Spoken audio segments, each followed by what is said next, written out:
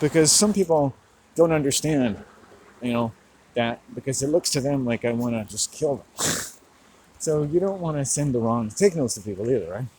So it's okay at this point to affect a sort of nonchalance, say, okay, I'm alerted to the present of the approach of a stranger. And chances are you know my gender right away, because that part of the brain has a kind of no politics, no bullshit attitude to life. It doesn't matter what gender you think you are and what you think about the nature of gender. Your brain is going to figure out whether I have a dick or a vagina. And it means a big deal. It just does. Right? Whether you think so scientifically or not, it means a big deal to human beings. We know that. We've measured it. Okay? With fucking lasers. We know. Every fucking human or anything with a spine hooked up to genitalia is going to check what fucking gender I am. Okay? You're going to know that before you remember your baby's first name. Right? Or the first time you lost your virginity. It's buried into your brain. It's like being able to tell if a volcano is active and whether or not moving a few miles away might not be good for you and your family or your tribe. Okay? It's a primal thing. Someone knocks at the door at 2 a.m, there's sort of a primal response in your mind as a father. Grab the gun. Is it loaded? Put it behind your back like that guy in the movie. And then put on your best Val Kilmer smile. Like, I'm your Huckleberry. As you open it up to reveal mystery on the next episode. CSI Miami. Or maybe you go, no, that's not right. I don't like how that scenario pans out. This isn't a movie from the 80s. And I'm not a crime cop down on his luck, waiting for the man to come and give me the info about the CIA's operations at the local pool hall and kitty swap. Knock, knock, knock. Okay, well, this is what peepholes were made for. You tiptoe along the floor like an alpha male. Bingo, bango, bongo. Because, it's to emphasize stealth. Not because you're scared of alerting them to your presence. And the fact that you're about to get an eyeful of whatever fucking monster, what cretin, what evil substance has darkened your doorway at 2 a.m. to make you go through your silent combat ninja mind as you look through the peephole.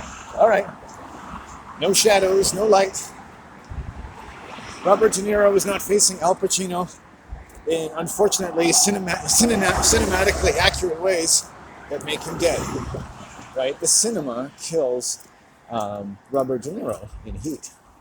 Cinematic machinery. Okay, just understand that. Right? Put a pin in it. Okay? This is black magic. Just different ways that cinema affects your brain. Right? And this helped me to analyze society better as an amateur cultural anthropologist and a professional witch, I guess. Professional not because I make money out, although I'd like to, but because I'm obsessed with it.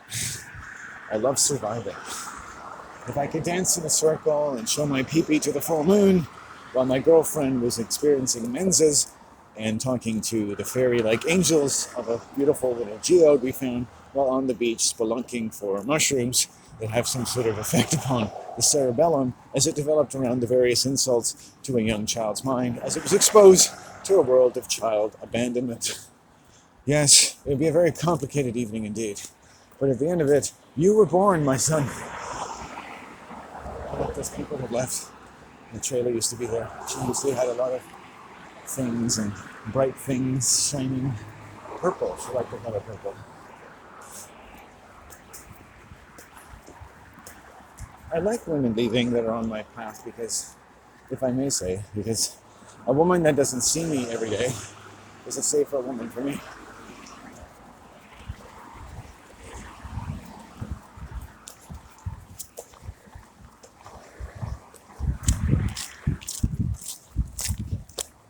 So,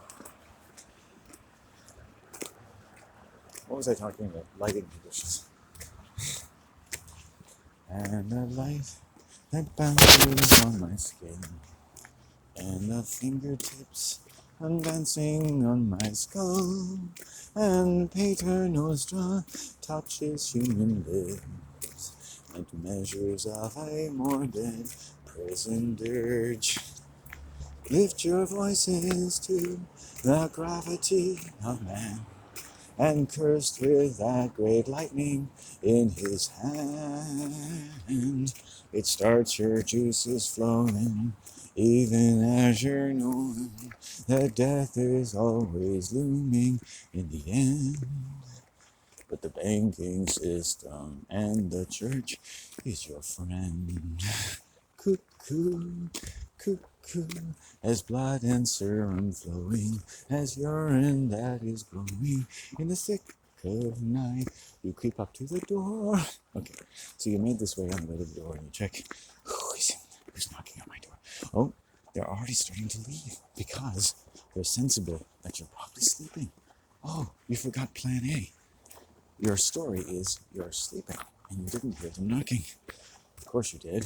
It rattled you like the bones of Satan knocking on your skull as a child, but they don't know that, and they've tiptoed away themselves. Turns out they're afraid of you, and you watch them tiptoeing away down the hall. They've got a night coat on.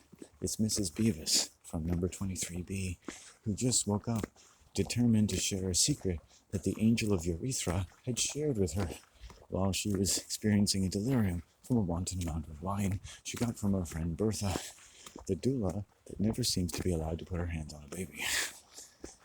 It talks about it ceaselessly, almost like something she wants to eat. Oh, back to sleep. Nothing to be afraid of here.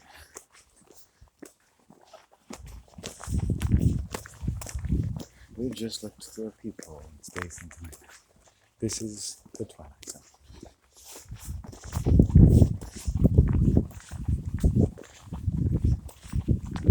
My cynical slant on human beings has been helped along by different types of women I've met who play particularly poignant and I would say violently informative roles when and around the time when I am sexually harassed or assaulted in any way under various social or business circumstances.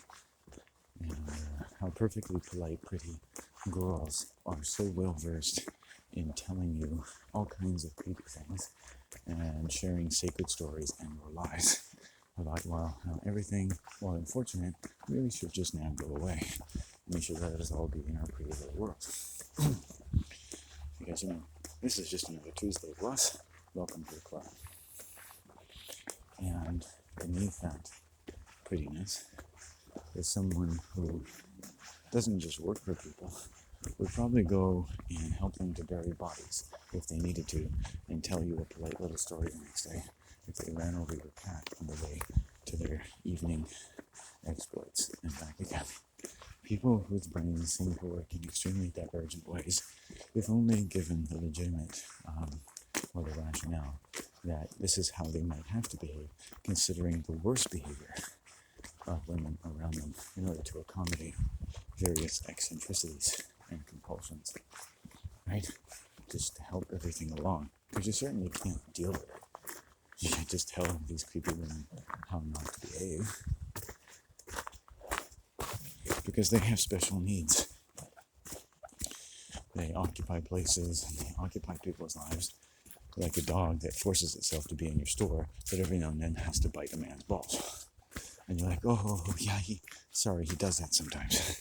It's probably because you were visiting one of our competitors across the street. I'm so sorry.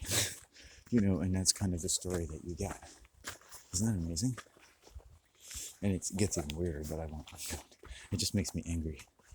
And it takes so much of your life, and you've got so many other things to do. And all you did is walk into the wrong New Age crystal store one day. And all you did that any number of times. Because anytime you ever came there, it was a danger to do so. And that's what they end up coming at. Dangerous, dangerous, dangerous. Right? And how do you protect yourself? You figure out what kind of people are dangerous. And it takes you years and years to learn that anytime women under business conditions, religious conditions, get to see you on a regular basis, the chances of violence starts to grow exponentially, whether you understand it or not. It's like a physical energy system, chemical energy system, hormonal energy system. The most forgiving feminist thing to say was that types of necessary survival skills and personality strategies among groups of women in various conditions, trapped as they may be to one extent, and adequately employed as they and happily employed they may be on the other, which leads to a necessary defense mechanism which has to be violent to someone, builds up a violence potential due to repeated exposure to a male. And that is enough to justify, for, on the one hand, right? And the types of things that are said, because I remember such things, that are said weeks prior, and the types of things that are said days and weeks after, and behavior years after, even when they see you, and how it changes everything permanently. And now you live around this. It's like someone who goes on a cruise with you, and their closest friend bonks you on the head one night, puts your face under the water, and curses you to death for the rest of your life. And the next day, everyone just goes on like nothing happened. And how everything changes. And they're used to this on some level. They're used to that. They found a place in it. And your great sin is that you didn't. You didn't play enough of a role to not to save yourself in being assigned the role of the scapegoat. The answer is because they can. And because they needed to. And you were there. You recommended yourself for this use.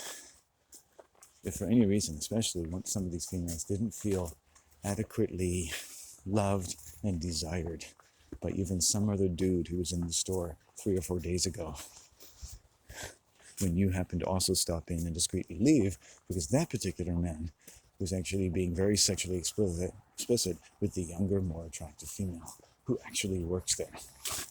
And your territory is completely bound up in having inserted yourself into a space where really you don't rightly belong, and a lot of people don't want you to be there. But there you are, but nothing else to do, because that's the way you are. And often this other one was standing around when you came in there. I had no idea, of course. I respected everyone as though they worked there. They don't make a habit of time. She doesn't. And so she obviously needs to add attention and importance. She liked it. She liked the added self-esteem she had, being somewhere where most people probably assumed she was employed. Well, all she had to do was go in the back and read people's cards whenever they wanted to. She had an esteemed place, right? She had a particular rank, and she took it all very seriously. And someone like that can get very territorial when they're not getting the attention they want, right? The bitter cougar. And they are more vicious, without a doubt, than everything I know about myself and everything I know about anything, okay, than any other animal I have ever encountered on the earth. You want to be afraid of an animal, be afraid of this woman named Tina who used to work here, right? Be afraid of everything. This woman used to throw hag parties for women to celebrate their feminist salvation from the world. A mother of children, I believe. You can see it, everything on her face. Do you think any man was ever safe around this woman? And women who went to these hag parties, by the way, who also tried to sexually assault me, or did, and tried to rape me, and were aggressive with me multiple times, and occupy legitimate professions in the world, teachers, professors, and communication specialists, right? Yoga enthusiasts, teachers, vegans, people who know people who move around, wealthy, up-and-coming, middle-class professionals and entrepreneurs. Why is that? Why is that? Never did I meet a woman who was aggressive, who didn't socialize with another woman I knew to be extremely aggressive to me, and how they would talk to me after they'd used me for whatever they wanted on any level. Because any way that they came at you or flirted with you was to feel used. They were aggressive and they moved quickly. They didn't wait for life to come to them. They treated you like something they'd find in a mall, pick you up, examine you, use you, fuck you, lick you, bark at you, and put you back down again. Done with you. And some of them were a little more clear about that. Sometimes that happened a little quicker. Sometimes it took years. Sometimes it was like the sonnets I wrote over and over again. It took years, but it kind of was sort of all being recapitulated day after day. It was isomorphic. It resonated on different levels, and it was all doing the same thing. It was like coming out of their blood. if you spent time around them, and the very rhythms of life around them was to basically cannibalize you, right? And whatever happened finally, whatever crescendo of violence it came to, it was always your own damn fault. It's always about something wrong with you. And you could see, even though I was never really attached to these women, I was never their boyfriend, ever, how, they were really dangerous women to be around.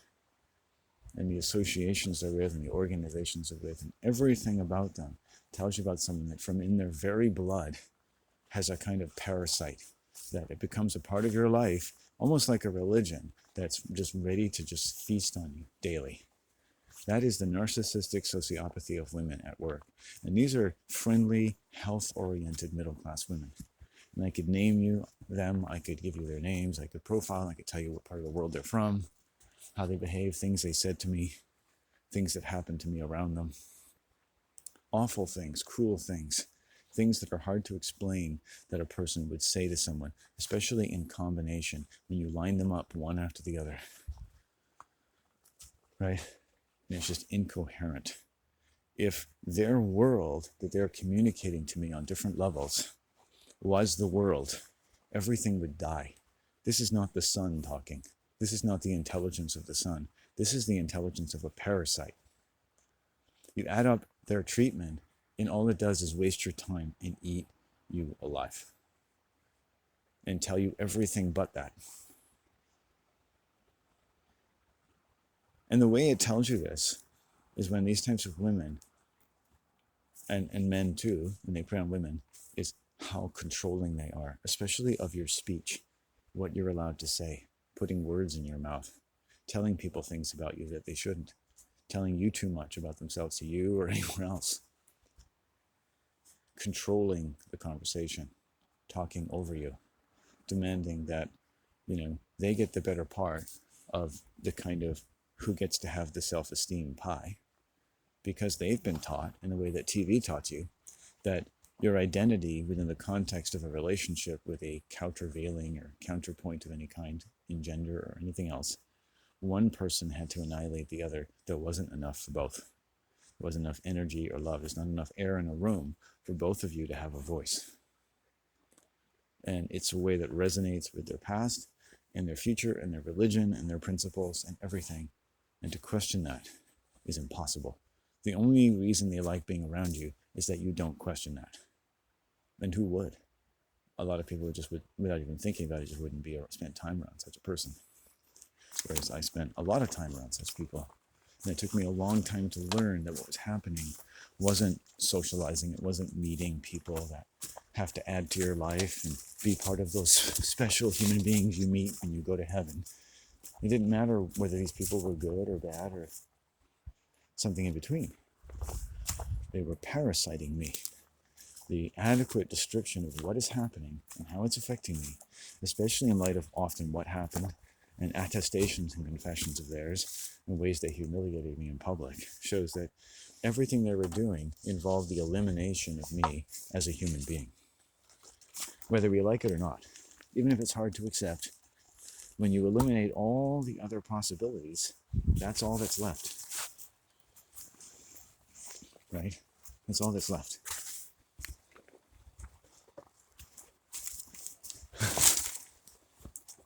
I'm bringing a piece of wood to my special place. Hopefully nobody sees me. This is a very hobo-like thing. But I like natural things. It's just a flat board. It's been planed or molded in some way.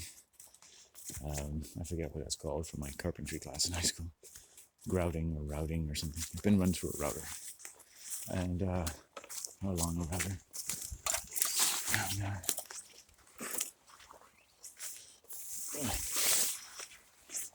Take it slow. It's got a... Oh, it did have a nail. Oh yeah, it has a couple nails on one side. Oh.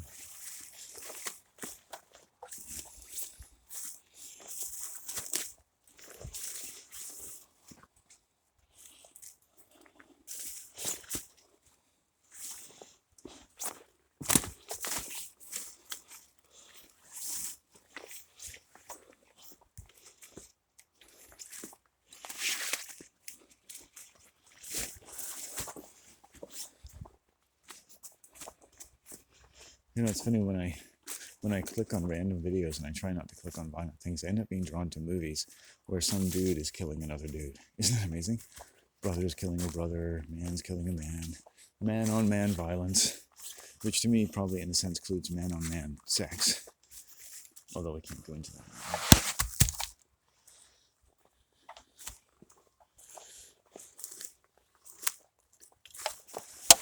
The idea of the assignation. And James Bond, any woman in his life has to share him with his occupation around corporal and lethal violence with other men and women.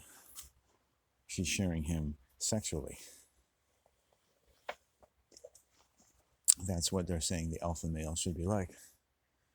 And just that thought really is disrespectful to men. And so in the heroism of man, in the heroic myth of James Bond, is the denigration of man.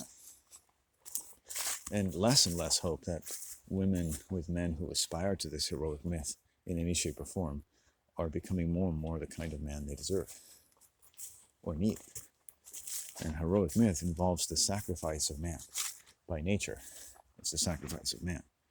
Men are being sacrificed in film. Men are being sacrificed by the characters we watch. And so I will watch man-on-man violence. Isn't that silly? Sit here in my favorite tree and have a little food and move on, I guess.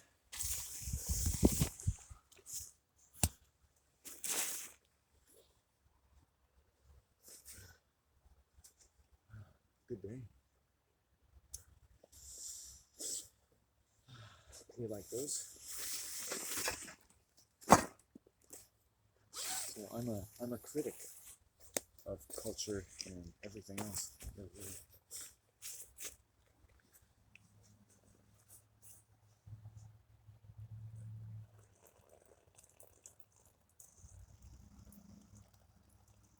And as the name suggests, any culture can be a part of cult psychology. A culture is a cultor or a coutor. It is a kind of fascist magic of torture and culling, torture unto death, a cultor, right? A culling of the bull, a cultor. It's right there in front of you. So to me, cultural anthropology should see how have human beings been tortured, because all culture can lead us there. What else is leading us anywhere? And where else could it lead us? These are the questions that a true cultural anthropologist should ask every day of their lives. And they should bark and mumble and growl and make magical sounds to the moon and trees in order to improve the function of their brain. Because culture has an idea about how far that can really go or should. So could your brain be taught not to go into certain areas that you would increasingly need to go as you apprehended and tried to deal with the overwhelming sense of impossible obligation to have any kind of solution-bearing information for the kind of world or the tragic world that you could describe to the poor folks who ever fucking heard you speaking, right? And what are you doing? Like an artist who's trying to move some kind of non-existent fog out of the way to show the most troubling picture of the world. And not because you can help people with it, or not because you know what to do, or some fancy words to throw over it to say, it's okay, Allah's taking care of everything. And nobody wants to see that.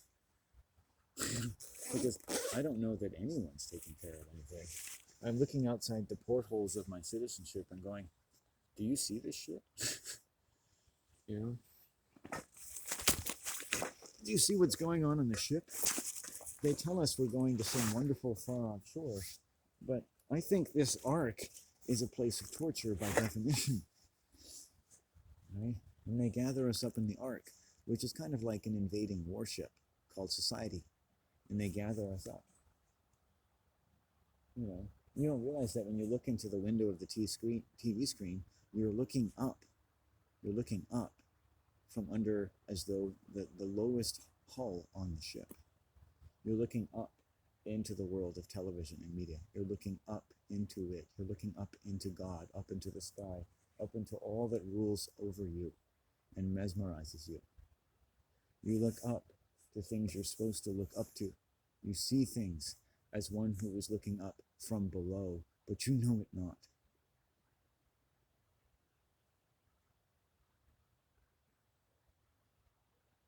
You have to escape being food. Can you do that?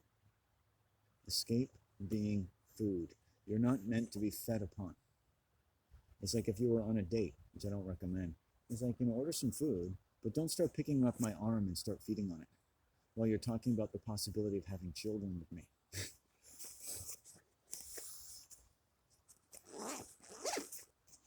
So humans can be strangely cannibalistic, but they can become strangely dulled to the effects and the implications of being molested in any way, neglected. And the toughest part of any religion of the banking system is coping with that when nobody seems to give a shit and nobody talks about it. Like, it's just something that people, and you look around, it's like, well, people deal with it in the sense that they go on with their lives and they do stuff and they don't think about it as much as you or I do, but nobody's really dealing with it. And it becomes an unfortunately contributing factor. It doesn't condemn man. It should, in fact, release man from bondage, that he becomes a critical factor in the sort of slow nuclear winter that ends up being distributed by human groups to one another and to posterity, as we are evinced of a very cold, deep space of endless debt, and the things that words and ledgers and lead that can be held over us, to the point that you're scared that the sun is going to give you cancer, but you're not scared of the shit you put on your skin to protect your children from cancer that actually gives them cancer. It's like, it's backwards. You're like, wait, your father's going to kill you. Quick, start killing your father. Start killing your mother's flesh and blood. Yeah, that'll make it better. Right? Then they'll just pass you by and you'll be okay. Remember, Saturn, or Kronos, eats his own children. This is Greek Roman mythology. Why? Because it's made up. It's meant to be ominous. Look at what the gods do. They're creepy. Look at the plots on TV in the Bible. They're creepy. It's a creepy interest in sex. It's a creepy interest in this. It's a creepy amount of violence. It's a creepy amount of man-on-man violence or any other kind of violence. It's creepy, creepy, creepy. Sophisticated writing, brilliant, funny, heart-lifting, creepy, when you examine and unfold everything going on in front of you.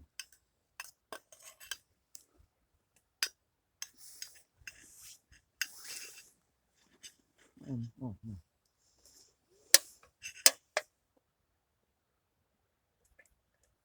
I usually get really anxious this time of day, but this is good. That looks like a spiral.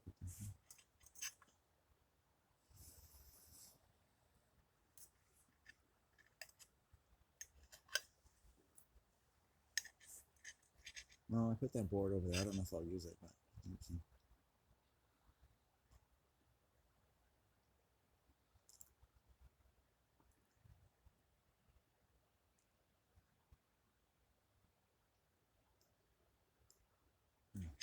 Good day.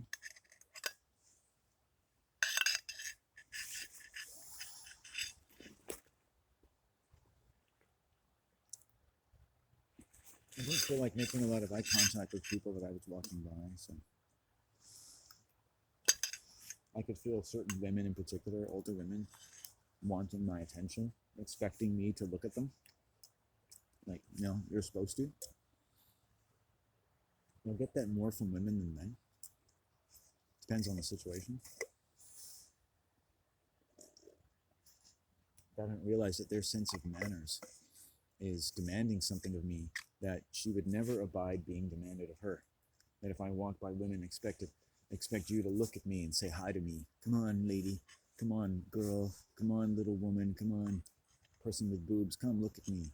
Come on, I'm looking at you. Come on, let's just have a little how-to moment. What do you say? Does that feel good to you? When someone is showing any sense of bitterness as you walk by them because you don't give them enough of your face and let them look into your eyes, I think that's ridiculous.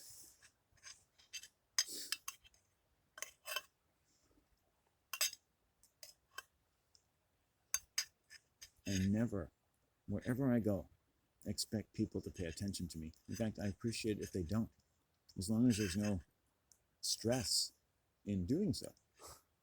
If it makes you more comfortable, it is a spontaneous thing. People, you might live in a rural environment, everyone says hi to everyone else. You can go to the city, nobody says hi to you. You're like, hello. But strangely enough, people in the city are more polite. They have a better sense of personal boundaries. I can't explain it, but I've noticed that. The city has nicer people than rural areas. People in rural areas are weird. It's like for them, having all this space is something that's too much for them. Too much clean air. Not enough to do with it.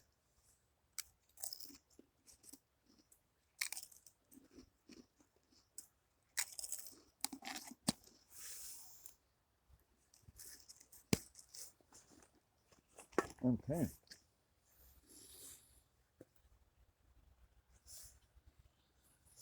I don't know. Things spill out of them.